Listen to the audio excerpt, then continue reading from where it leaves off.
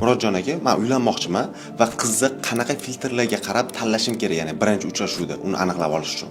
Qarang, juda ko'pchilik mana shu savol qiynaydi. Har bitta uylanayotgan odam boshida shu savol bor-da. O'zi yozilmagan qonun bor. Buni yozilmagan qonun ham bo'lmaydi, fakt bor. Siz qanaqa bo'lsangiz, shunaqa kelinga uylanasiz. Alloh taolo Qur'onda aytgan, pokka pok, nopokka nopok degan. Bittasi shu. O'sha kuni hal bo'ladigan ish emasda. Bu yoqdagi tarixingiz muhim, qanchalik pokligingizda. Birinchisi. Ikkinchisi, Payg'ambar alayhisolamning hadislari bor. Har xil boyligi uchun, mansabi uchun, otasini boyligi uchun va hokazo, chiroyi uchun uylanadi. Mana shu dini degan joyi ham bor-da. San deganlar qo'ling tuproqqa qorilgur deganlar. Dini uchun taqvoligiga uylan deganlar.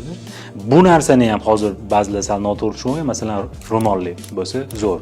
Yo'q, gap ro'molda emas-da, kiyimda emas, ya'ni bo'yanmaydigan qizlar yaxshi degan. Yo'q, unaqa narsa ham yo'qda. Bu o'sha ichidagi tafakkuri, fikri, qadriyatlari, prinsiplari hamma narsa kiradi-da, taqvosi deganda. Mana shunga uylangan eng afzal.